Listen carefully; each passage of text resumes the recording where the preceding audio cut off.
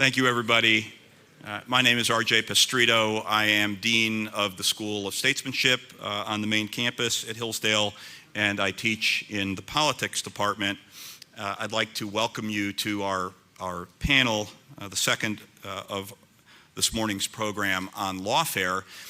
If you're like me, prior to a few years ago, you may not have been terribly familiar with that term. But it's one that has been brought into our lexicon by the self-described defenders of democracy that we have among us these days, who we know are in fact very busily moving our country away from what has been one of the most successful democratic regime in the history of the world, very quickly bringing it to the precipice of becoming a banana republic. Through a variety of tactics, which are probably known to everybody here, trying to take one's opponent, the name of one's opponent, off the ballot. That's this kind of Soviet style. Inviting lunatics to attempt assassination of your opponent, pairing that with an incredible amount of negligence. To make that as easy as possible, evidently. Engaging in a comprehensive campaign of censorship, labeling any speech that opposes the regime, labeling it disinformation, and going after it in various heavy-handed ways. And then, of course, more to the point of our panel here this morning, the jail your opponent strategy. Not only attempting to jail the opponent himself, but anyone who might work for the opponent, and even anyone who might want to give legal representation to the opponent. This is something that they wouldn't dare deny the worst criminals that we have, but they're engaging in it all the time with the political opposition. We have a very distinguished panel here this morning to lead us through a discussion of this. We're going to begin with Peter Navarro. He is one of only 3 White House advisors to serve President Trump all the way from the campaign through the end of his term.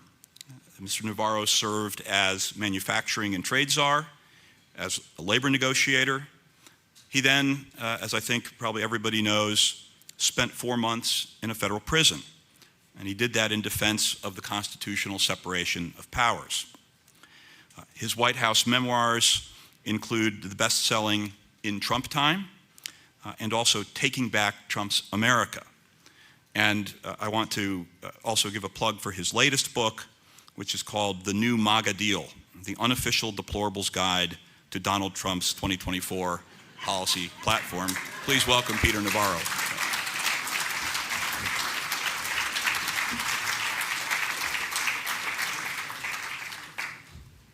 Good morning. Hey, I want to do a plug for Hillsdale first. Big fan, never visited, watched them from afar for a long time, and I got my doctorate at Harvard. But I'll tell you, if I had college-age children right now, I'd be sending them to Hillsdale before I'd send them to Harvard. So thank you all for your generosity because we need this. We need this. When I walked into the White House in January 2017, if I had encountered a gypsy on the way who read my palm and said, "You're going to be speaking at Hillsdale College event in September of 2024, I would have thought that I might be speaking maybe about macroeconomic forecasting, how's the economy going, maybe about the state of the trade deficit and trade relations, maybe about how to crack down on communist China. Never did I think I'd be talking about what it's like to go to prison in defense of the Constitution. that's where we are right now. So let me talk a little bit about that. I want to start off with a couple of quotations that kind of set the stage for this.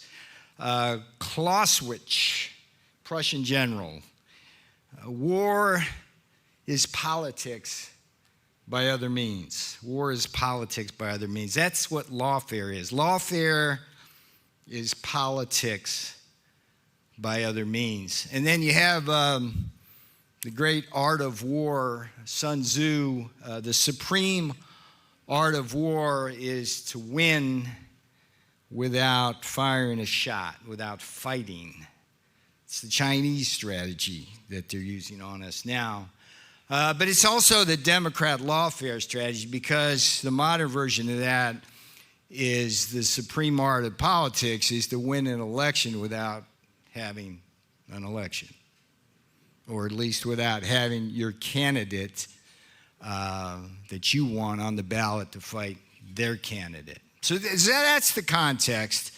And what we have here is a situation where the Democrats have weaponized all three branches of government, as well as their own campaign mechanism, in a way which has been designed to keep Donald Trump in particular off the ballot and keep advisors like me from serving him, and then keep other people who might otherwise go into government from doing that.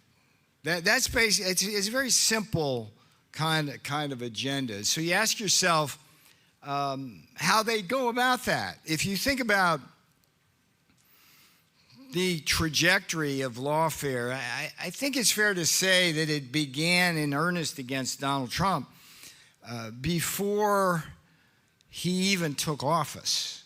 I mean, I remember after the election, that transition time in Trump Tower, and one of the great experiences I had was meeting General Mike Flynn, and he was going to be the National Security Council, National Security Advisor at the National Security Council, which is, I mean, in the White House, that's one of the most important elements of government, and we had great plans to finally crack down on China's economic aggression, its military aggression, this, that, and the other thing. And he had what amounted to a cup of coffee in terms of working in the government before they took him out early on.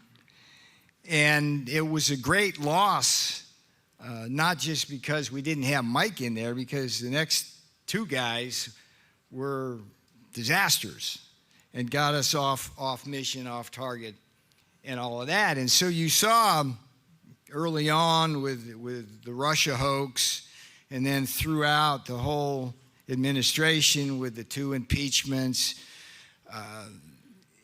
just a concerted effort to the Lilliputians to tie up Gulliver. I mean, that was kind of what they were doing. And then January 6th comes along, and that's created the 4 years of lawfare opportunities, unprecedented in our history, that have been nothing but distract us from the most important things we have to be doing, including dealing with communist China, which seems to be a footnote to a footnote, even in the polling. I mean, if you look at what people are concerned about right now, communist China isn't even a blip on the horizon, when in fact it's in many ways the core source of all of the many economic and foreign policy problems we face. So we are once again distracted as a nation. So just mechanically,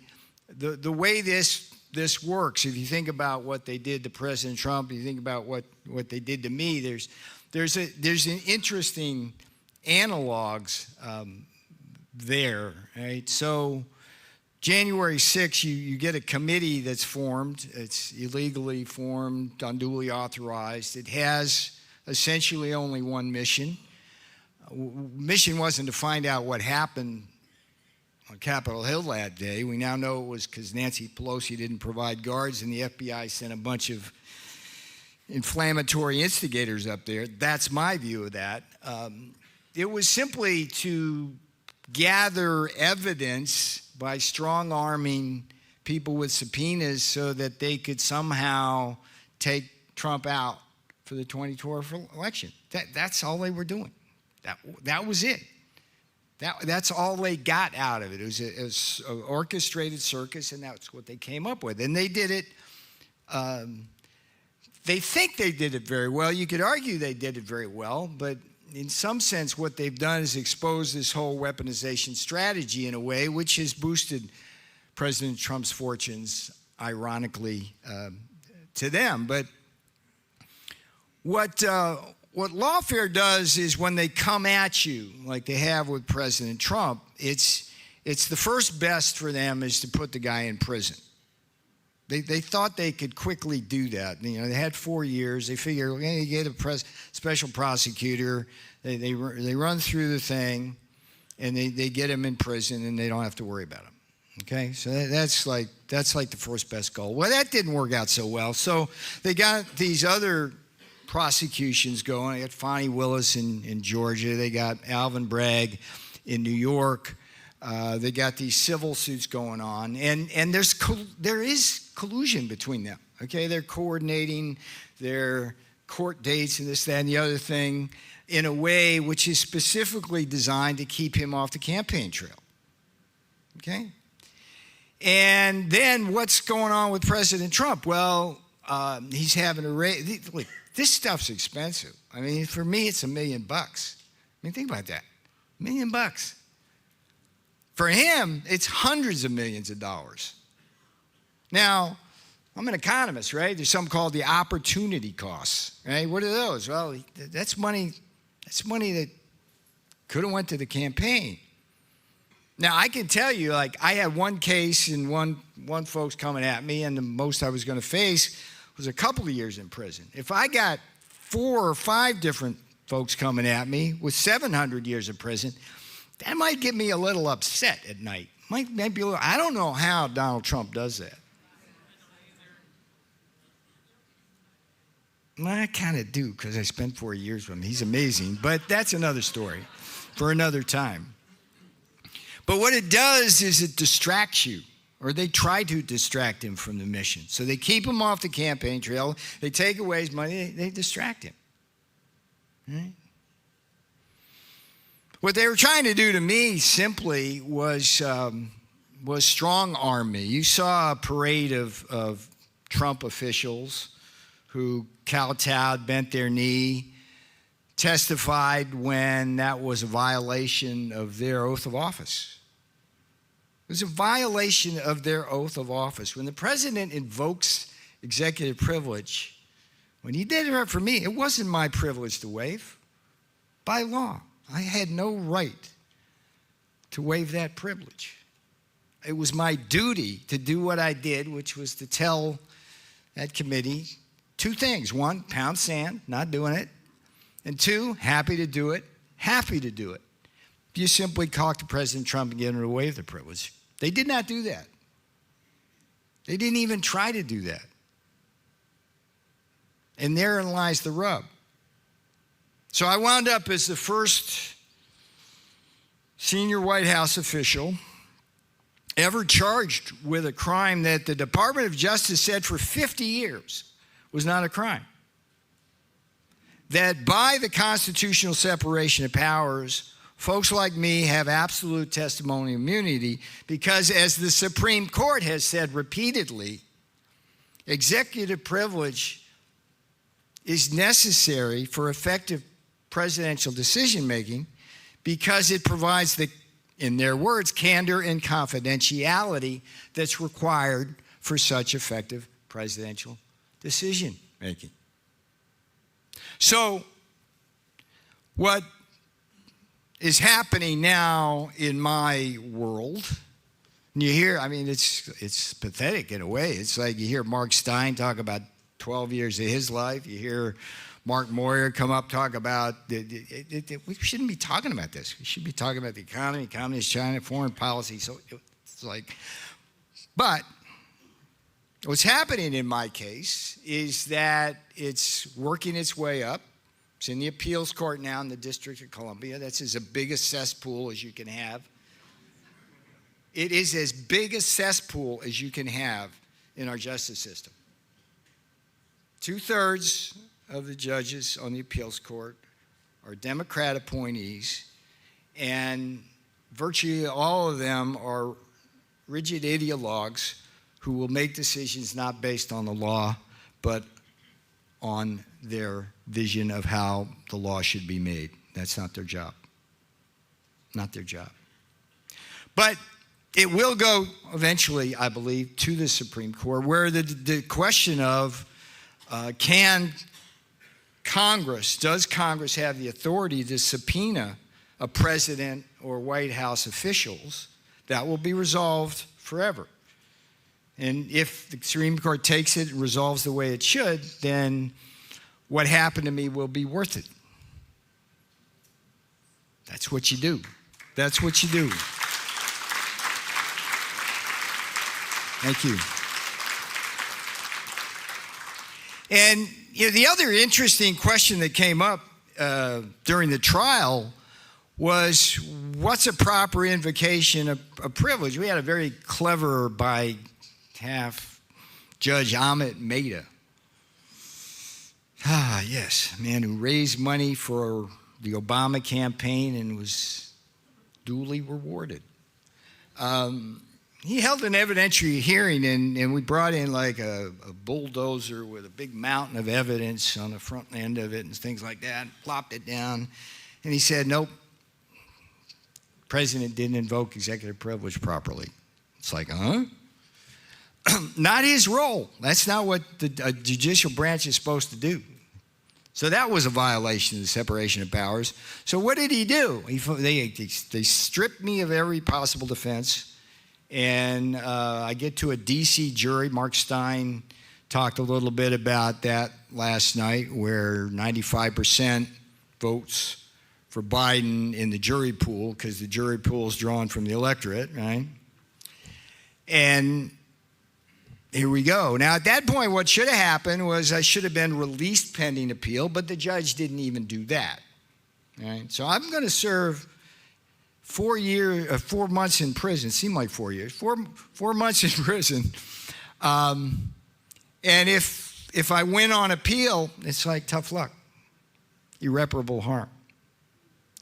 So it's not woe is me. It's like I went to prison so you won't have to. My case illustrates graphically what's wrong exactly with a system where every person involved in putting me in prison was a Democrat.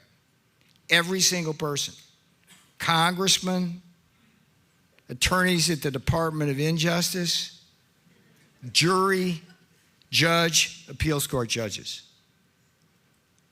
That's where we're at now. That's why we got to win in November and begin to turn this around, because as Russ Vogt said, we are at 11:59, and that's why we do this. All right, thanks. Look forward to your questions.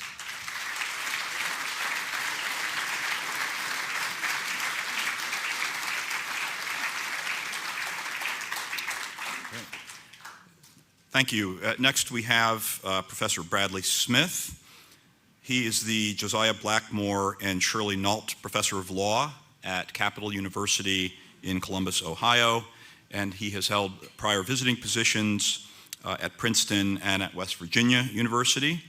He is the author or co-author of 3 books on election law and voting rights. And from June 2000 until August of 2005, he served as a commissioner on the Federal Elections Commission, including a term as vice chairman and chairman. Professor Smith.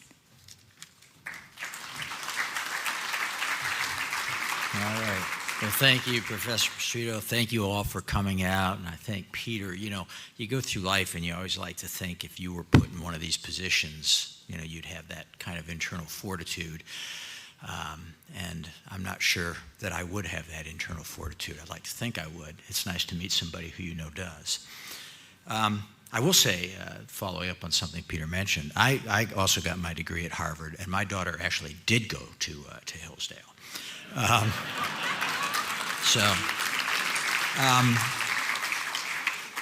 I presume that I was invited here not only because of my incredible good looks and sterling wit, but because I was also listed as an expert witness intended to testify at the Trump trial in New York versus Trump.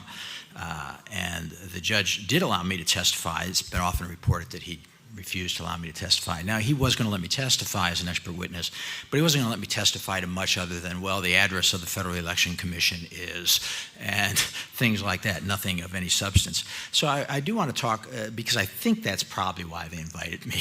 I do want to talk a little bit about that as an example, again, of how some of this works, follow up on Peter's comments, and then talk a little bit more broadly about this concept of lawfare. So I don't know how closely people were all following the Trump trial in New York, but basically the charge against Trump was falsification of business records. Now, this is a misdemeanor offense. It's not a big deal, and the statute of limitations had passed on it in any case. So what the prosecutors had to do was ratchet it up to a felony measure. Now, by the way, it's not clear to me that it was a misreporting of any business expenditure, but that's more than I have time to go into here. So in any case, they wanted to ratchet up to a felony. Well, to do that, you have to hold that it was falsification of business records in order to cover up another crime. So then you have to decide, okay, so what is the other crime? Well, it was decided that the other crime is a part of the New York Election Code, which makes it illegal to try to influence an election by unlawful means. Okay? So now we need some unlawful means by which they're trying to influence the election, because one of the things you try to do if you're running for public office is to influence the election. That's actually one of the core things that you do during the course of the campaign. So what were the illegal means that were used? It appears to have been assumed that it was a violation of the Federal Election Campaign Act. Now, as we start to unpack all that, let's go back to an opening position here, which is the prosecutor is a fellow named Alvin Bragg, who ran for office. On one of his positions was that he was the kind of guy who knew how to put Donald Trump behind bars. He was the kind of guy who could get that done. It's a partisan office there. A lot of attorneys in the United States, district attorneys and state attorneys and so on, are elected. Historically, there was a norm, however, that they were supposed to be nonpartisan law enforcement officers. Bragg in his campaign bragged that that would not be the case.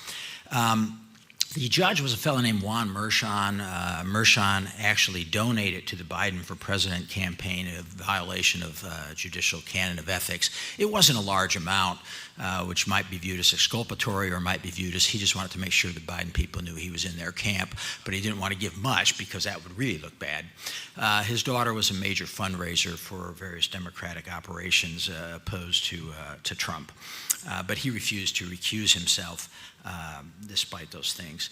One of the officials prosecuting it had been a Department of Justice official who was a very high-ranking Department of Justice official, left the Department of Justice to come back and do this like prosecution over this records offense in New York.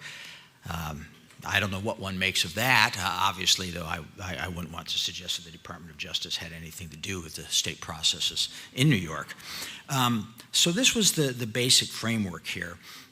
Now, as I mentioned, I was there to talk a little bit about the Federal Election Campaign Act and how these things would have been interpreted, how the FEC likely would have reacted to this kind of defense. And there's a lot here. I mean, this is a long explanation that I would go into, and I'm not going to do that here. Rather, I just want to highlight a couple points of things that I did not end up being allowed to testify to. One was throughout the trial, it was noted and allowed in his testimony that David Pecker, he was the publisher of the National Enquirer, and the National Enquirer Company had signed a non-prosecution agreement with federal prosecutors. Federal prosecutors would not prosecute them, and they would pay a civil fine to the FEC. They just called up the FEC, said, hey, we want to plead that we did this, we're going to pay you some money. The FEC said, oh, okay, Shazam, sure, we'll take some money from him, that's fine. And that was how they did that. Pecker did that, I think it's pretty clear because they were engaged in some merger and acquisition talks, and they essentially wanted to clear the decks to get this off their charts. Anyway, that was allowed in, that Pecker had agreed that they'd committed this conspiracy to violate the Federal Election Campaign Act. It was also allowed in Michael Cohen's plea agreement. Now, Michael Cohen, remember, they had him on tax offenses and a whole bunch of things that would have put him in prison for many, many years.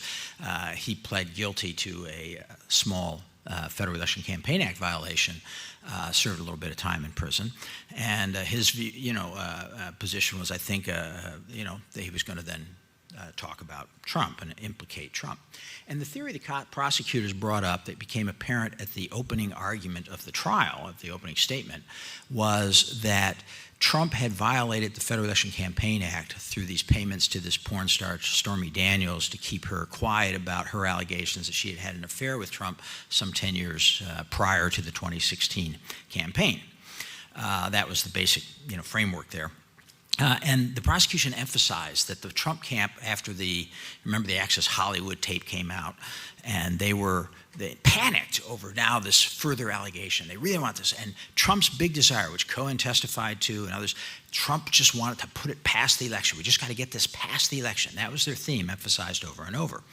So with that in mind, just to give you a taste for the trial, one of the things that I might have testified to, a couple things. One would be I might have testified to the fact that the FEC, in fact, chose not to prosecute President Trump, as did the U.S. Department of Justice actually chose not to prosecute President Trump on criminal grounds for FACA violations, Federal Election Campaign Act violations, because for many, many reasons, again, that I won't go into in detail, it's not at all obvious that there was any Federal Election Campaign Act violation. I think it's pretty clear that there was not. Okay, so that was, that testimony wasn't allowed, but they did allow in the other, quote, co-conspirators to say, yeah, we all pled guilty and we violated the law. Judge Mershon said one reason I couldn't testify was he was afraid I would testify as to the law. And of course, it's basic idea that the judge tells the jury what the law is, and expert witnesses do not. And we try to point out, I'm not going to tell the jury what the law is, but I'm going to tell them how the law works in certain circumstances. Well, they wouldn't allow that. But it was worth noting that he allowed Michael Cohen to repeatedly tell the jury what the law was on campaign finance violations and assert that he and Trump had both violated it. And then, realizing that was probably a big mistake, he instructed the jury, he said, pay no attention to those last comments about the defendant's guilt. Those are only to give you context. Now, I couldn't testify for context, but Michael Cohen could testify for context. I allow that only to give you context. You shouldn't use that in considering whether or not the defendant violated the law. And as I always say, this is a little bit like if I said to you all today, I said, for the rest of the day, the one thing I don't want you to do is think about a yellow VW microbus. You're all going to think about that. That's probably going to be the only thing you'll remember from this little talk, right? Is you'll be thinking yellow VW microbus. So that's all called to the attention. Well, in any case, I got to get moving along here. So one of the things I would have pointed out there, remember the theory was they were trying to hide this till after the election. One of the things I would have pointed out without going through the whole system is that had they paid for this expense the way that the prosecution said they should have, it would not have been reported until December of 2016 under the Federal Election Campaign Act. So the entire prosecution's theory makes no sense if you've got this theory that they're trying to violate the Election Campaign Act so they don't have to have this thing become public knowledge, when it wouldn't become public knowledge even if they had done exactly what the prosecution thought they should do. So that's the nature of what was going on in that prosecution. I think there were bad instructions to the jury, bad evidence allowed, many grounds for appeal. We ultimately will have to see what happens, though, because it's going to work up through the heavily Democratic New York court system. And it's going to be some time, I think, then before it would ever get to the Supreme Court. And one of the key things here, by the way, is note that under one of our oldest laws, the Federal Judiciary Act of 1789, right, federal offenses have to be prosecuted in federal court. And they got this into state court on this flimsy ground that really we're prosecuting this New York State election law code, which makes it illegal to do this, or that was the underlying offense for the records violation, which is a New York State law.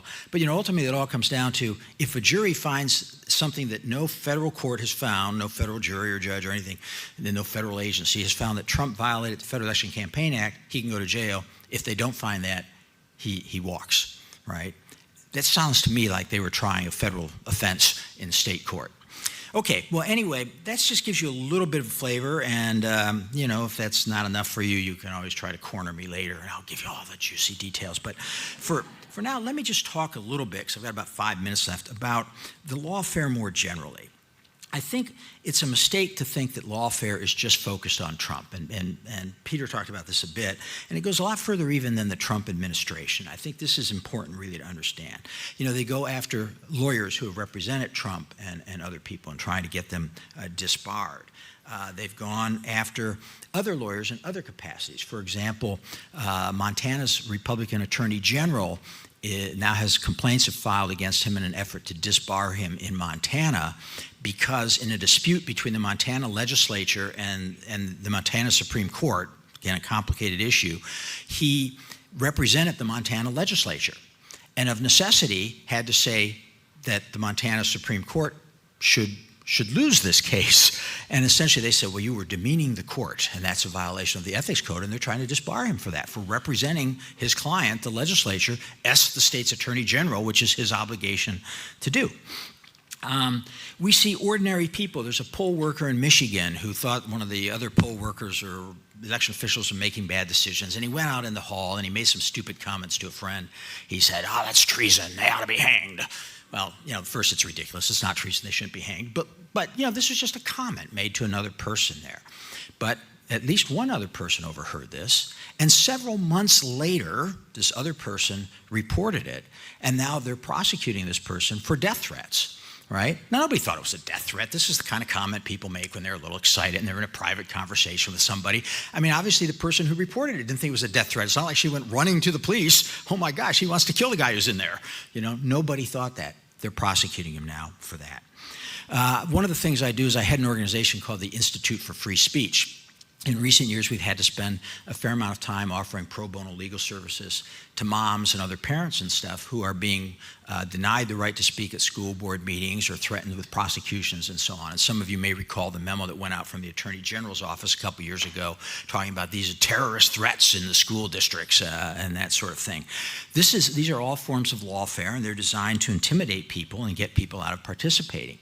A case in New York that the Supreme Court decided favorably earlier this year, it's a case called Vullo versus the National Rifle Association, was an open attempt by New York's state attorney general, who had campaigned on this platform, to shut down the NRA. And it was held that she could not do that. She was trying to pressure banks and other operations not to do business with the NRA by threatening them with regulatory actions and then saying, oh, we didn't do anything to the NRA. It's just those private other entities, the banks and so on. So all of these are forms of lawfare. And we should note as well that lawfare can also take the form of not prosecuting people. That right now we have prosecutors around the country, these liberal democratic prosecutors, who are simply excusing whole categories of crime from being prosecuted. Now, prosecutors always have prosecutorial discretion. As to a lot of people in the law enforcement system, your average police chief is going to get mad if he's got an officer who's out there just ticketing people left and right for jaywalking. He's going to say, that's not really an efficient use of our resources. It's not what we want to be doing. That's perfectly acceptable and normal. What's different is simply saying it's not just that these kinds of offenses are not priorities to us, but simply as a categorical matter, we are not going to prosecute them. We've essentially written them out of the law book in any circumstance. And that's a form of lawfare because, of course, it can be used against to excuse actions by people on your side, whether it's acts of violence engaged in during what's the term, mostly peaceful protest, or whether it's something else that somebody has done that creates this two-tier system of justice. And this is, I think, very damaging to the rule of law. It's very damaging to our republic and the idea that somebody is a threat to democracy. This is a real threat to one of the core values that we hold dear in democracy. And the one final thing I would leave you with is just this.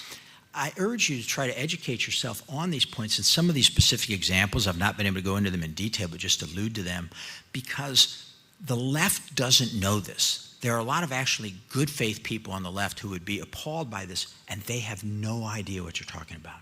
They'll be like, lawfare?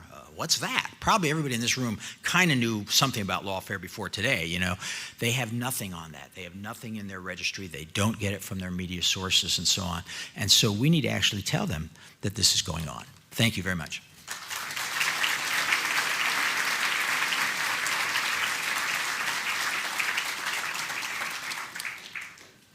Finally, we have Byron York, who is chief political correspondent for the Washington Examiner and also a Fox News contributor.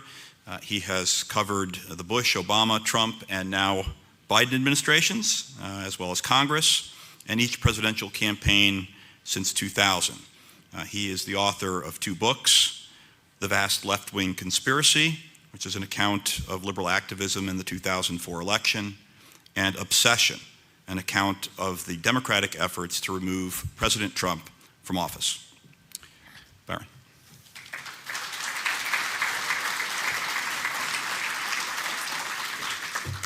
Thank you very much, and thank you to Hillsdale for having me, but also for doing this. It's really important for us to be talking about it. And listening to what was said, I had the thought that a lot of us talk about lawfare as the 4 cases, the 4 prosecutions against Donald Trump, and I think it's important to note that those legal charges against Trump, which have gotten so much attention, came after decades of abuse of the actual constitutional process of investigating alleged wrongdoing among presidents.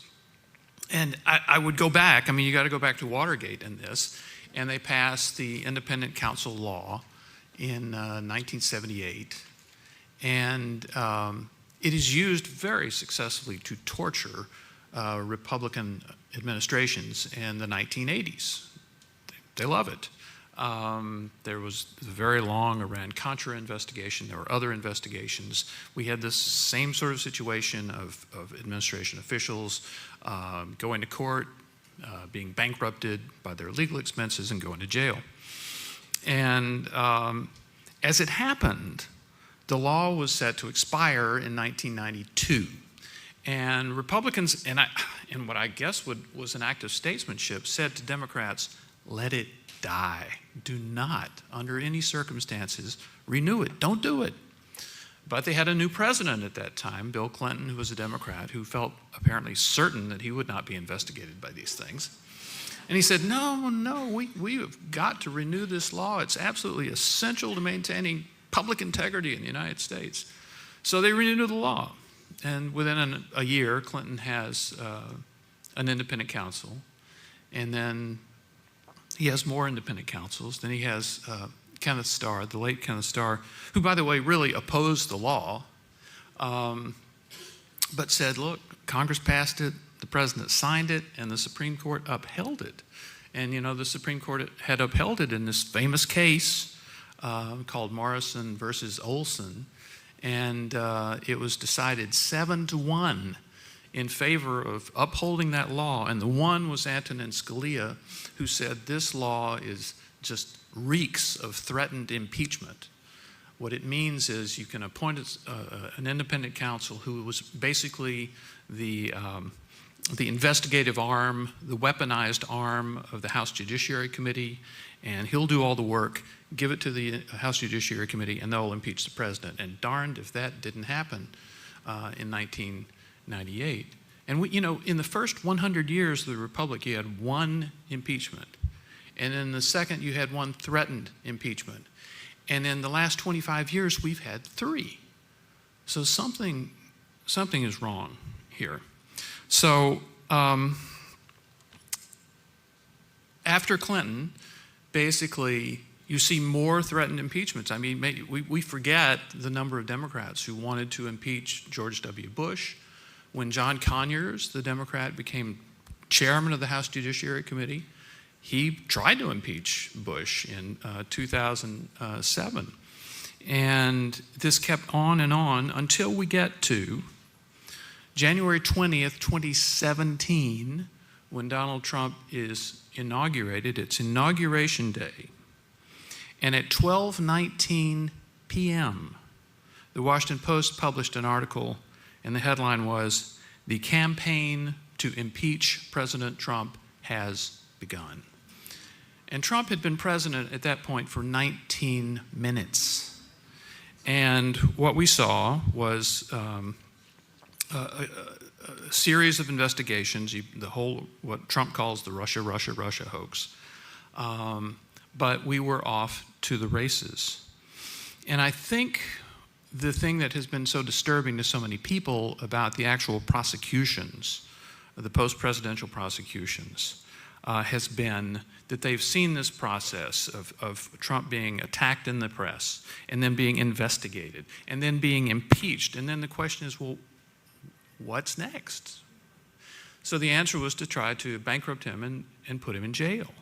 And that's what we've seen. And very recently, we've seen that not work out too well for some of the prosecutors involved here. That cases have either fallen apart for lack of evidence or for novelty or for their own misconduct. And as we've seen the Lawfare campaign actually fail to actually put Trump behind bars, there was a lot of worry among Republicans. Okay, if that doesn't work, what comes after that? And the fear, of course, had been that some unbalanced individual would decide that assassinating Trump would be the only way to solve the Trump problem. And of course, we've seen 2 attempts of that just in the last 2 months. So, I spent, last night I went back and I watched Peter's speech to the Republican convention. And it was a spirited speech. And basically the point was, look, they'll do it to me. They're ultimately going to get around to doing it to you too, unless we stop it. And the question is, well, how do you stop it? In the one sense, the lesson of the independent counsel law in the 1990s was that if it comes around and bites the other side on the behind, maybe they'll agree to let it die, which is what happened after the Clinton impeachment. The law came up for renewal again, and everybody agreed that it was a bad idea, and they let it die. So, yes, if you do it to the other side, perhaps that will change their minds. On the other hand, after the independent counsel law died in 2001 or so, this whole process just started again. We've had all these abuses occur after the demise of this unconstitutional law. So I hate to give a pessimistic assessment here, but I think that if you talk to Democrats about the Lawfare campaign that we've seen recently, obviously the idea was to put Trump in jail. But the secondary goals were to keep him off the campaign trail, keep him locked in a courtroom, were to bankrupt him, and also just to get in his head.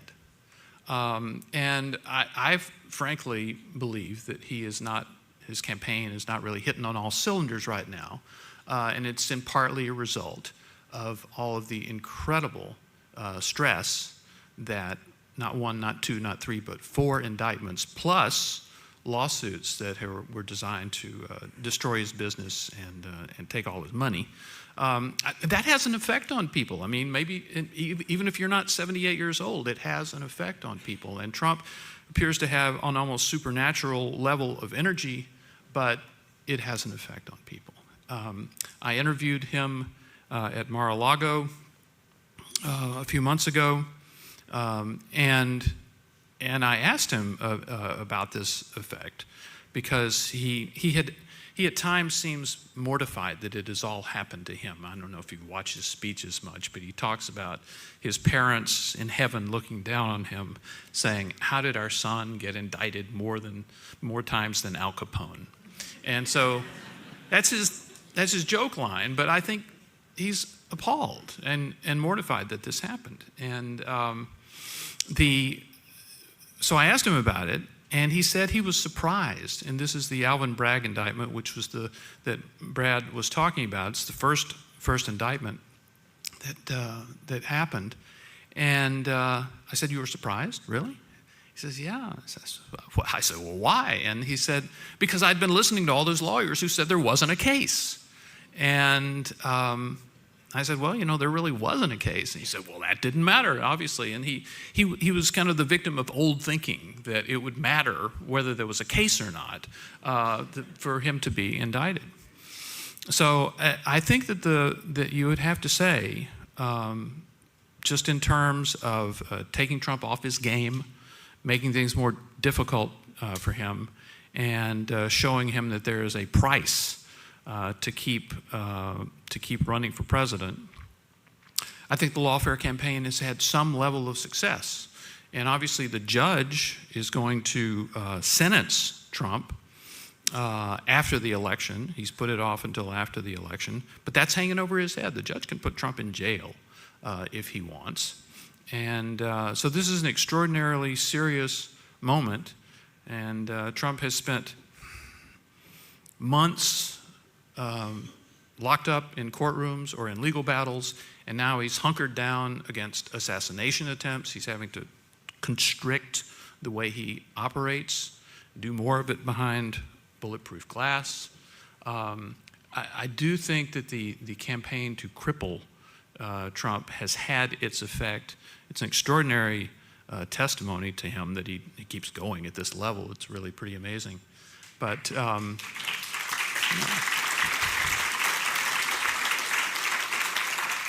but I think the pessimistic message I would give about this is that so far Lawfare has actually worked, and I think we're going to have to see some new development that perhaps we can't predict to see it finally stop. Thank you.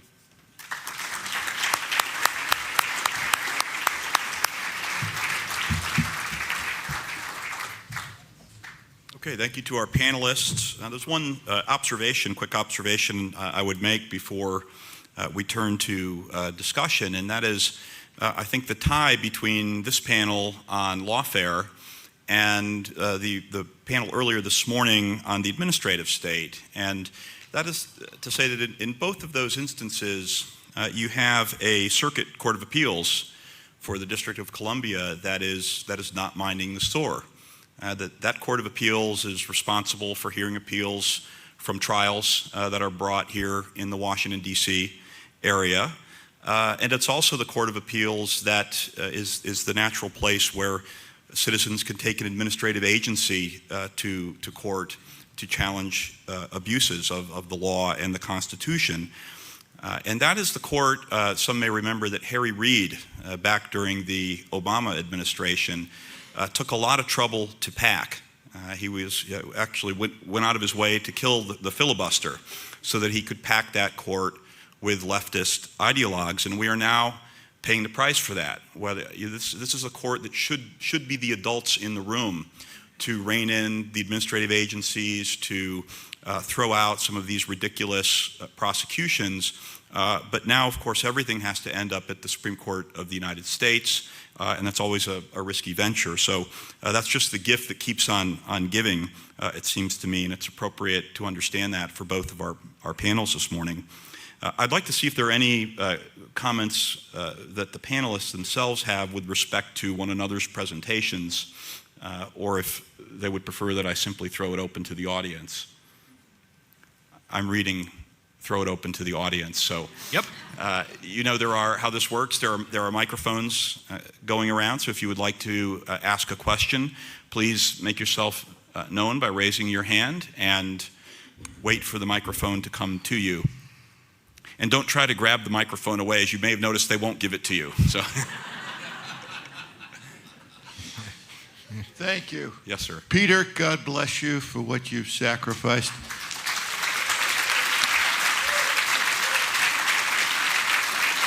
And my fiance there, Bonnie, sitting in the front. Give her a bigger hand, please. What they don't understand is when they put people like me in prison, they put our family in prison too. So that's what I will not condone.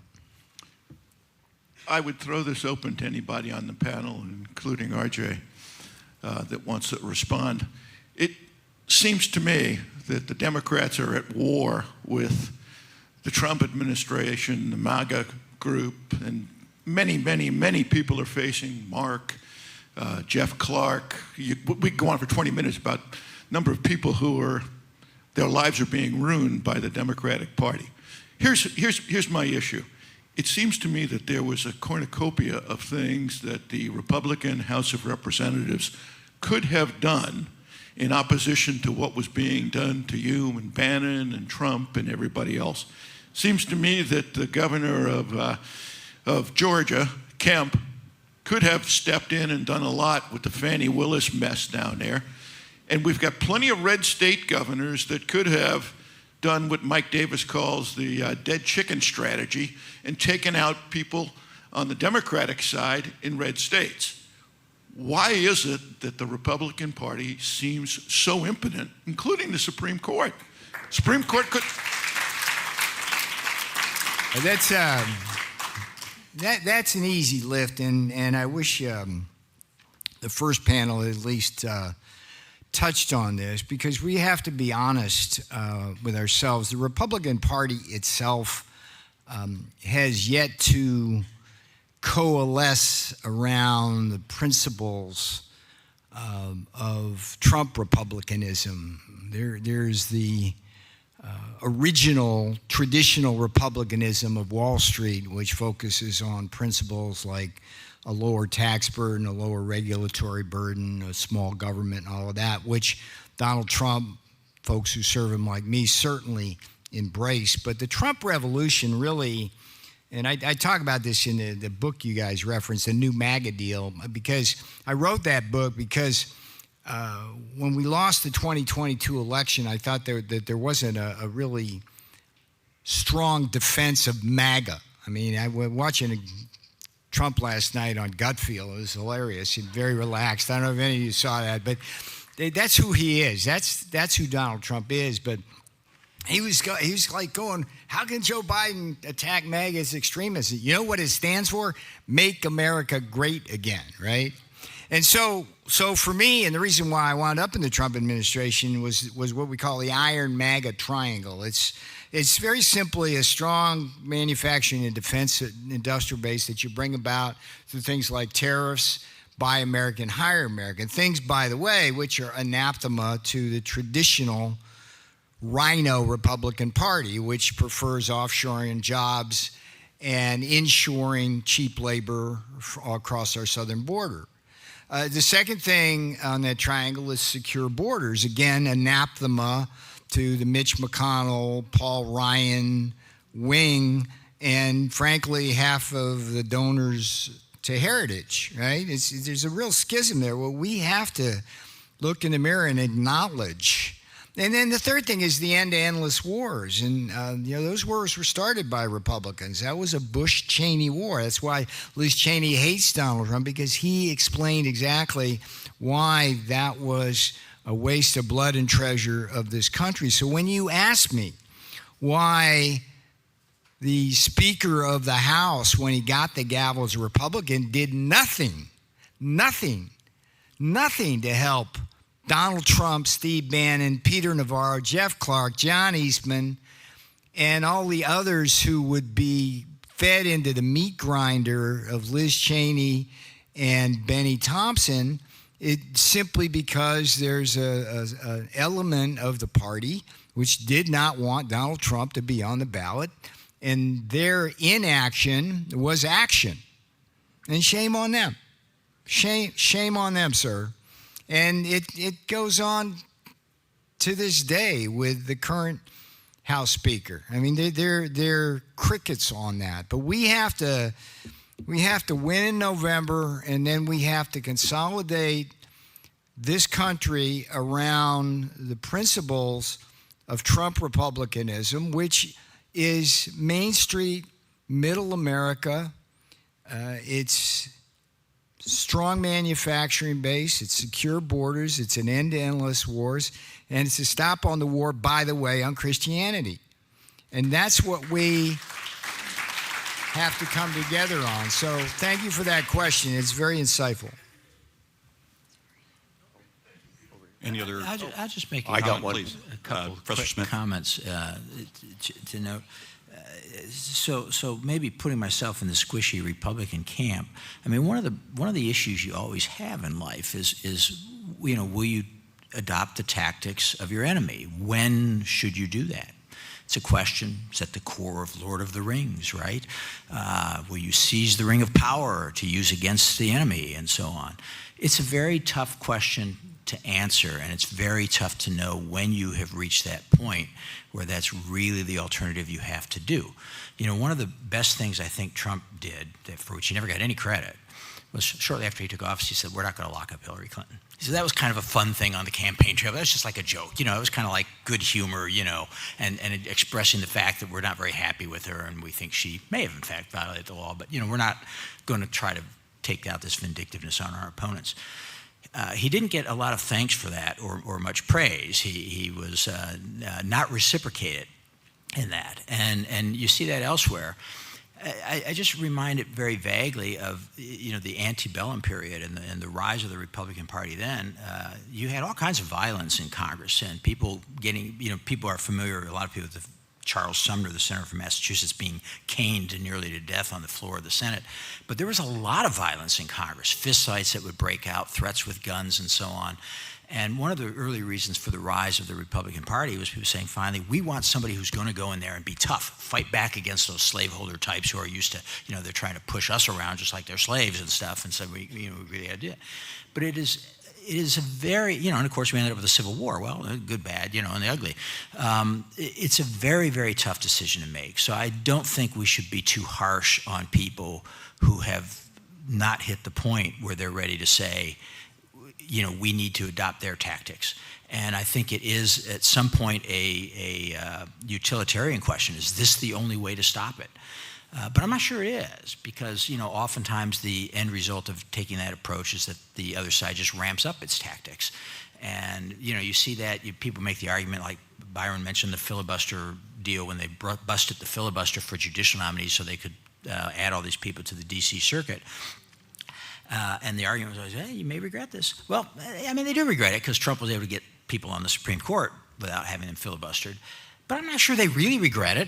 I think they view it as, well, we got the D.C. Circuit. Not many cases actually get to the Supreme Court. And, you know, when we get the presidency back, we're just going to cram through our people. I mean, I don't know that you get the reaction you always think you're going to get. And that's one reason that you have to be cautious about that. I honestly don't know what the right answer is and when to step forward. And I would say, I would disagree with the notion that Republicans did nothing. Jim Jordan, my former student, I'm proud to say, you know, led numerous investigations. Others in the House did as well. They got a lot of information out there. The fact that it's not reported on by the press, the fact that it doesn't deter Democratic officials, I'm not sure I would dismiss that as nothing or refusal to take action. So let me be clear exactly about what they did not do. What they did not do is repudiate the formation of the original January 6th committee. There are very clear rules as to how such committees should be formed. And those rules are designed to preserve bipartisanship and objectivity. And what's supposed to happen is you are supposed to have an even balance on the committee of the parties, with whichever party in power to have a slight edge. What's supposed to happen is you're supposed to have a ranking member. And what's supposed to happen is that when subpoenas are issued, there's supposed to be a process whereby there's bipartisan input on that. What Nancy Pelosi did was unprecedented in the history of our republic. What she did was essentially circumvent congressional law to set up a committee which had too few members, that was consisted of 7 Democrats, most of whom had been involved with both impeachments, and 2 Republicans who were truly Republicans in name only, Liz Cheney, who had an axe to grind, and Adam Kinzinger, both of whom are gone now. Neither one of them were approved by the minority. Kevin McCarthy was the person at the time, and he had put forth 5 members to put on that committee, including Jim Jordan, my friend. And What should have been done immediately after the election, and the gavel moved over to the Republicans, is that committee should have been repudiated, and what the evidence that they had gathered should have been ordered released to the public. It was not repudiated. There's still something on the desk of Jim Jordan and James Comer and those folks sitting there rotting while Donald Trump hangs in the wind. Steve Bannon's in prison, and I got out. And so what that does is it sets a precedent. And so the Republicans can go in and start subpoenaing Democrats, and what we need, there's only one word. It's not retribution, it's accountability. It's accountability. If we do not get accountability, we will get what we've got. So this is not a time to be timid, and I don't think it's a close call on this one. Not at all. Okay, we have a question over here, please. Yep. This has to do with using their weapons against them. We've had an administration that, among other things, has dumped thousands of known felons in red districts. Couldn't we have some of these district attorneys in solidly Republican counties bring charges? I mean, I'm not a lawyer, but it seems like these ought to be crimes committed by Mayorkas and the president and other folks. My point being that they use local, officials to bring charges against us. Why can't we do the same thing? This is what we want to avoid, to be honest. I mean, this is the kind of crap that's going to stop us from dealing with big problems. But I think the accountability issue, if you look at what's happened, to me, it's a clear case of election interference. Okay, everything that's transpired with Garland, Smith, Bragg, Willis, even the judges like Marchand, okay? If it can be shown, as I believe it is, that there was any kind of tacit or explicit collusion or coordination between any of that, then it's clear that that's election interference, and they need to be prosecuted. I'm not looking for little fish here, but I do believe that there should be a case made against Garland, Smith, Bragg, and Willis for election interference. That's what they're doing. That's what they're doing. I just have to. I was going to let this go. There's no general crime against election interference. You actually have to have a specific crime. And there may be ethical rules and there may be other things that people are not allowed to do. But the fact that a bunch of people get together, and at least if they're acting within their legal authority, even if they're abusing their legal authority, it's not clear that that's a crime. It may just be something voters hopefully would take into account, but unfortunately, for example, New York City voters won't. But you can't just go around saying, they interfered with the election, let's prosecute them. Tell me what the actual crime is. Don't Donald Trump them and say, oh, well, we think he was doing something, and they kind of hinge together this gerrymandered theory. Now, maybe that takes us back to the earlier discussion. Do you want your conservative prosecutors and legislators and so on to adopt the other side's tactics? Maybe you do. It's a very tough argument. But the point is, even if you do, you still got to get a crime. You still got to find the crime someplace. So that's the tough question that we're faced with at this point in time. And I would not say, for example, even in the House, that they did nothing. They did repudiate the January 6th committee. What can they do? What are they supposed to do? Try to burn every copy of the report that exists? I mean, so we have to get realistic about what we're trying to do. Sir, if they had repudiated that early, Bannon would not be in prison, sir. I don't understand. Bannon would not be in prison. I don't understand what you mean, Bannon would not Peter. be in prison. Peter, I don't understand what you mean. Because one of his Kevin defenses, McCarthy, sir, was that the McCarthy- committee was illegally formed and unduly authorized. I If don't the understand what you Republicans had mean. come in Kevin- on day one and said, yeah, it was unduly authorized and improperly constituted, Bannon would not have been convicted. I don't know. Period. Sir, see that, please. You're obviously not going to let me respond, but I'll try to respond. I don't know that that's the case. In fact, I don't think it is.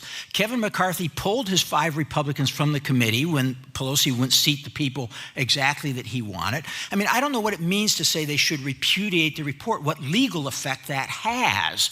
It seems to me Republicans have been pretty clear about that. So that's the issue that we have to come to grips with, is we're dealing with the abuse of legal processes, but that doesn't mean you can just make stuff up and say they're abusing the process, let's get them. You've got to have the legal hook that's going to work, and that's what you have to do. And it's terrible what happened to Peter. It's terrible what happened to other people, right? But you can't just respond by saying, well, if only Kevin McCarthy had done something, what was he supposed to do? Was he supposed to go cane Nancy Pelosi on the floor of the House or something? Okay, if that's where you are, I will tell you flat out, I'm not there. I'm not there, and nor am I proud to be speaking for a group where a lot of people are there. But if you want to go cane people in the House, great, you go to it. I think we're going to. Let me I think be we're going to clear, move though. on to the next. Mark I think we're going to Meadows- move on to the next question. I think it would be better if You're we did missing that. a good thing here. Over here. As this a is gonna non-combatant help in much. this, I do want to. Oh, sorry. I do want to say one thing, which is it's not an accident that a lot of these prosecutions of Trump have come from New York. The E. Jean Carroll lawsuit was in New York. The Letitia James lawsuit was in New York. The Alvin Bragg prosecution was in New York. These were places where elected Democratic officials, exceeded, in my view, their authority, but there was nobody going to stop them because the whole system was that way. And the other cases we've seen was an elected Democratic prosecutor in Fulton County, Georgia, and then 2 cases from the prosecutor chosen by the Biden Justice Department. And so the Georgia case has kind of fallen apart. But the only case that has found itself outside of the enclaves of New York or the District of Columbia, which Mark Stein very eloquently talked about the justice system in Washington, D.C., the only one was this case in Florida, the classified documents case, which the Trump attackers could not count on a fully partisan situation. So the one problem I think you have when you say, well, Republicans need to give them a taste of their own medicine, is you have to look at the specific circumstances that these people used, which was one-party jurisdictions where they could just do what they wanted. And that probably won't be replicated very much in the future, but you do have to remember the incredible partisan advantage that Democrats in New York State, and in the Biden Justice Department managed to push these, with which they managed to push these cases through. I have time for one last question here. I don't know if this is going to help the situation at all. It has been an extraordinary panel. You all have explained to us how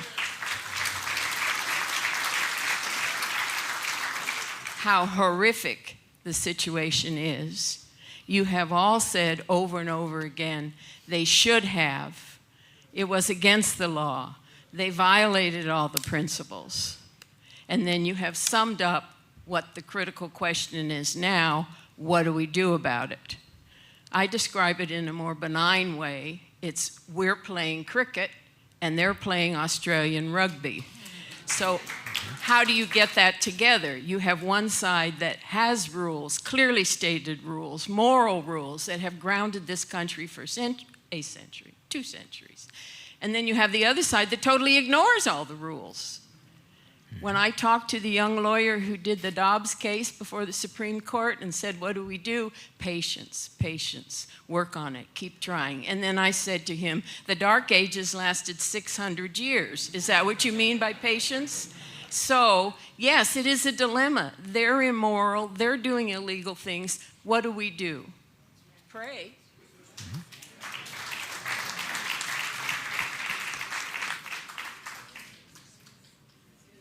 Who wants to take that one on? That's the issue. That's exactly the issue. I think we have a split between the Old Testament over on this side and the New Testament over there. You know, that's why we have good discussions. When you leave here, you can choose kind of what you do. But what do we do here is I do believe that if President Trump gets elected, his first priorities are the economy, foreign policy, securing the border, dealing with crime in our cities, and restoring our energy dominance. But we can walk and chew gum at the same time, and we damn well better hold those people accountable for what they did. And it can be done under the current laws. I humbly disagree with my colleague there. Election interference can be construed right now under the law as being against the law. After all, didn't they accuse Trump of that? Didn't they accuse him of that? So we can do that too. If I could just follow up on that point and see if there's commentary on this. If I understand the Georgia case, which I don't pretend to understand in detail, didn't they use a RICO-like statute there to sort of take a generalized accusation of election interference in somewhat like the way that Peter is talking about, and might I'm not necessarily advocating that, but might that not be a legal mechanism or a legal vehicle to pursue claims like this? Well, they tied it to a specific. Let me just see. I mean, they tied it to a specific part of the election code. Now, I think they twisted that section of the code and they stretched it. But that takes us back to the question again. First, you've got to have the section of the code. You got to have an actual offense, and then, how much are you willing to twist the law to get to that offense? And that's the question. And that's the question everybody's got to decide at some point. I just suggest that it is a really big step, not necessarily the wrong step. I honestly don't know. But it's a big step to say, yeah, we're going to be like them. We're going to use their tactics. There may be times when you need to do that in life, though, and so each person's got to think about that. But even then, you've got to have an offense. Even in New York, they had something they could start to hook this little daisy chain onto, and you got to have that somewhere. But in the present moment, the only thing you can really do is win the election. And yeah.